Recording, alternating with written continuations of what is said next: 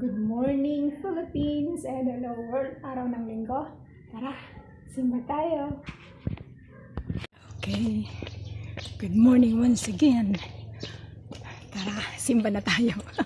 Nauna na nyo na si Love Lines Jr. Pinauna ko na. Ang cute na aso. Ayan na naman sila. Oh. Cute na aso. Makulimlim ang panahon. Ready for the day. Ayan ang dati. Sapatos na may medyas.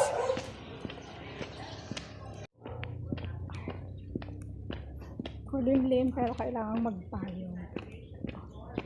Oy! Hinintay mo ako! Bakit mo ako nintay? Naglalakad kasi lalim ng buwan. Yung cute na bulaklak, ayun na. Oh, my favorite fruit. Ayun. Favorite kong tingalain. Ayan o. Ayan. Yung bumbelo. Sumabit yung sa gilid.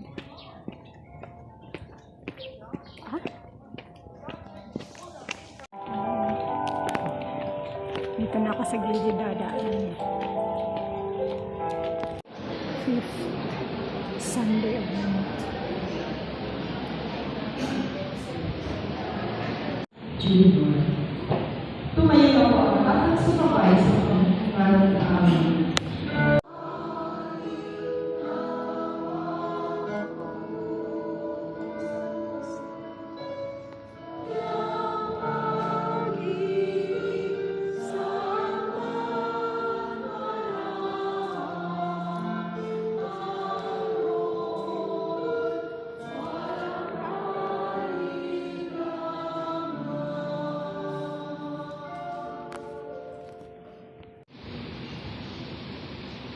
Pambasa mula sa aklat ni Propeta Ezekiel.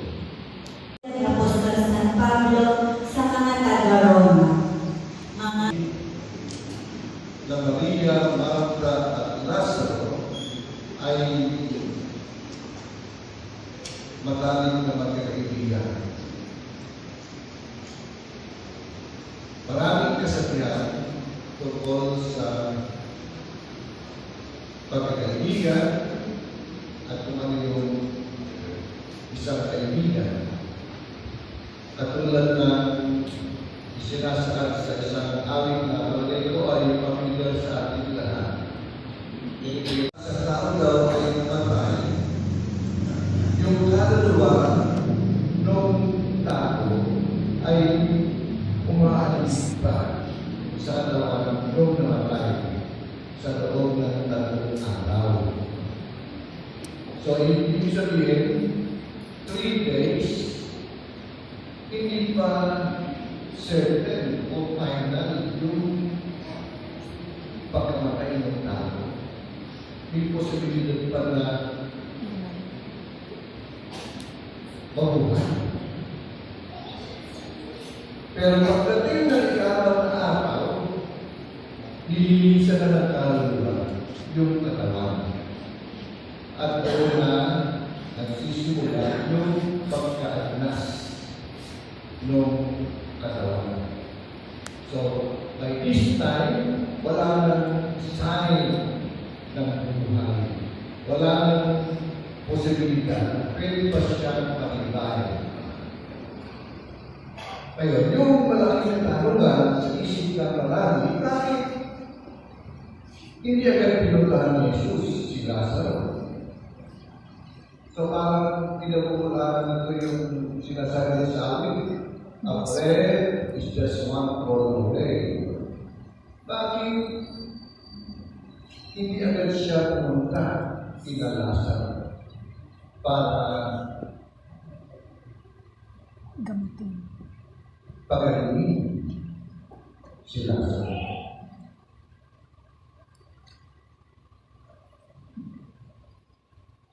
Yung delay ng pagdating ni Jesus kina Lazaro ay intentional.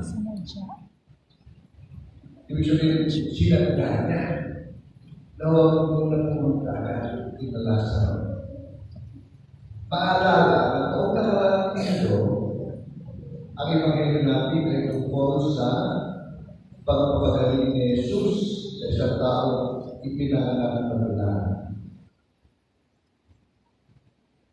Gumawa siya ng tubig, itinapal o pinahid sa mata ng bulan, at pagkatapos ay sinabihan niya ng tao, pumunta ka sa deposito ng tubig sa Siluwe at maghilamos ka roon.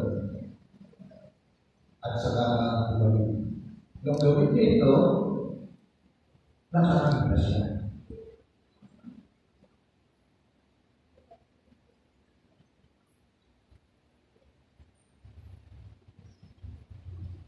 Sinadya ni Jesus na huwag agad puntahan si Lazaro dahil meron siyang mas magandang plano.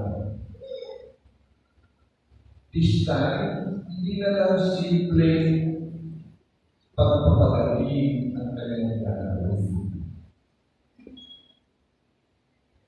Bubuhayin niya ang isang taong namatanda.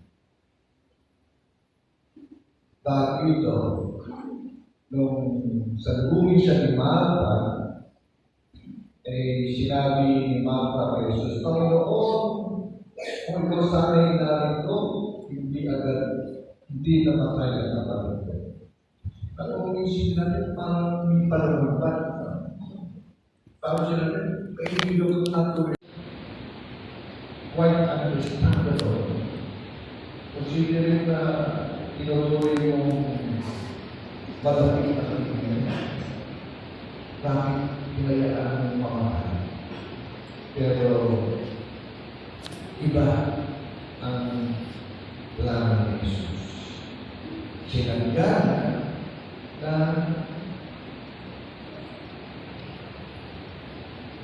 tuluyang pamatay si Lazaro para ipakita ang hindi pa niya kapanggalingan magagawa. Hindi lang pagpapagaling, kundi ang pagkakaroon ng buhay sa isang taong nawalan ng buhay. Sinabi pa ni Jesus kay Martha, ako ang muling pagkabuhay at ang buhay. Ang sino mang nananalig sa akin kahit mamatay ay mabubuhay. At pinatunayan ito. Itong pagbasa natin ay ginagamit na pagbasa sa ibig ng isang patay. Sa tanong ni Jesus kay Martha, matapos ng sagutin ang mga katagaan na ako ang muling pagkabuhay at ang buhay. Ang sino mang nananalig sa akin kahit mamatay ay muling mabubuhay. Pinaniniwalaan ko ako. Tanong ni Jesus kay Martha. Ito ay tanong ni Jesus sa ating lahat. Nananalig ba tayo talaga sa Kanya na siya ang muling pagkabuhay at ang buhay?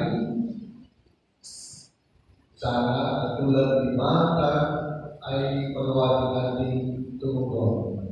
Opo, Panginoon, nananalig ako na ikaw ang anak ng Diyos, ang sinulong tagapagligtas ng mundo.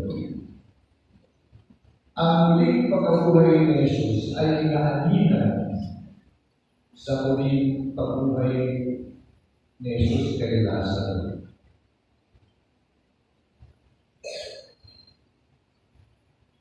Sa darating na dito, papasok na tayo sa mga tinatawag natin mga mahal na araw. Sa lingkod ng palaspas ng pagpapakasakit ng ating Panginoon, gugulin natin ang pasimula ng pasyon, paghihirap at kamatayan ni Jesus sa krus.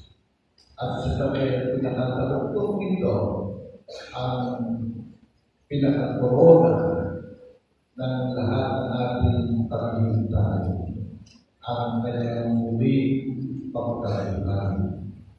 Sentro sa ating pananampalataya ang muling pagkabuhay ni Jesus mula sa kamatayan. Tanda na kanyang pagtatagumpay laban sa kamatayan at kasalanan. Ginawa niya ito para sa atin. Binuksan niya muli sa atin ang pintuan ng kalangitan. Sabi ni San Pablo, kung si Jesus ay hindi muli nabuhay, walang saysay, walang kabuluhan ang ating pananampalataya. Ang pananampalataya ito sa muling pagkabuhay ni Kristo ang bukal ng lahat ng ating pag-asa na kung dumating na tayo sa pinakadulo ng ating buhay sa mundo ito, ang kamatayan para sa atin ay hindi pagwawakas, kundi isang hudyat ng bagong pagsilang tungo sa buhay na walang hanggan. Kaya nga, kay San Marta, ibayag natin ang ating pananampalataya. Oo, Panginoon, sumasampalataya ako na ikaw nga ang Kristo, ang anak ng Diyos na napalito sa mundo. Sa ngalan ng Panginoon ng Espiritu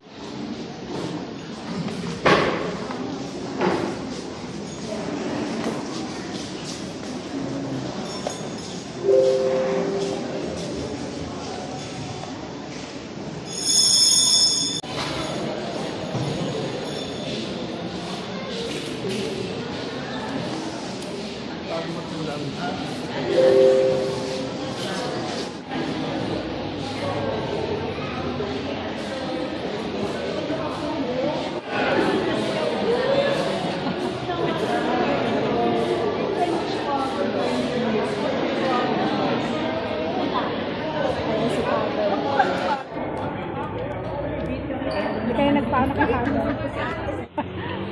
Word for the day na lang. Ay, teka lang, masilaw. Daming aloe vera. Okay, dito ka na. Word for the day. Ang ganda ng salamin, no? Ano yun eh, one-way mirror. One way. Hindi, ang tawag doon. Yung nakikita ka nang nasa loob. Okay, word for the day. Ano ngayon? Buhay. Si Jesus ang muling pagkabuhay at ang buhay. Sino mang nananalig sa Kanya kahit mamatay ay muling nabubuhay at ang nabubuhay ay magkakaroon ng buhay na walang hanggan. So yung gospel ngayon tungkol sa himala ng pagbuhay kay Lazaro. Kinanta ni Father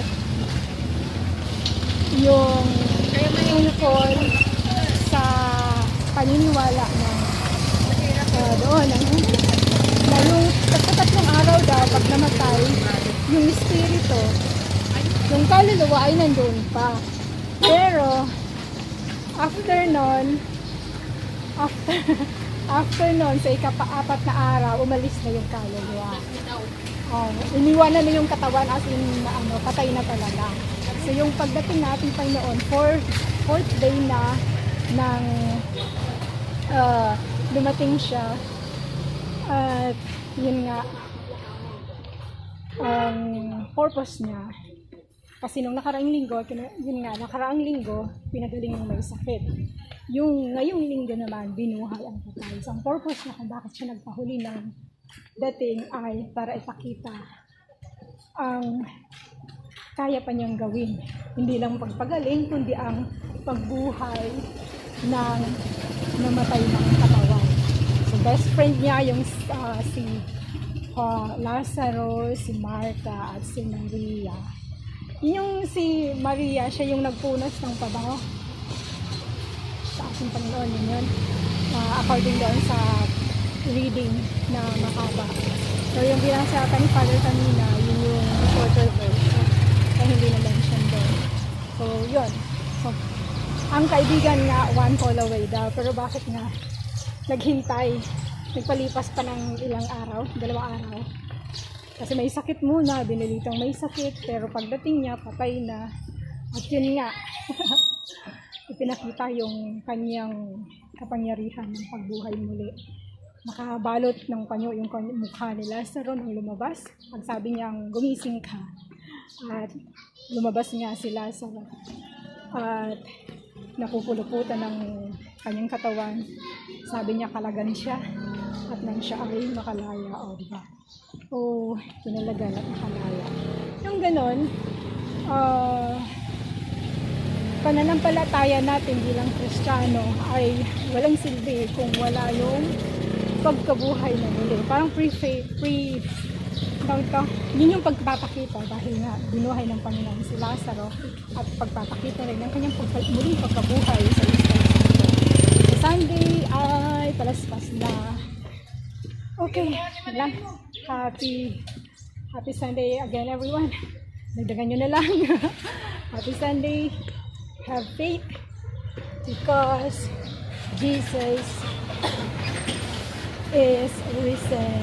Yan ang inaalala natin at pinananaligan natin hanggang sa kabilang buhay na walang hanggan. Just follow. Sumunod daw sa Kanya, manalig sa Kanya. Gaya ng pananalig ni Martha. Ating Panginoon ang buhay. Siya ang Kristo, ang anak ng Diyos. Siya ang buhay. Muling pagkabuhay.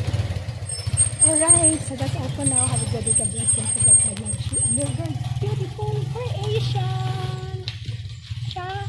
Bye-bye. Bye-bye na, bebe. God bless everyone. So that's all for now. Thank you so much for watching. Once again, this is Love Lines. Have a good day and God bless.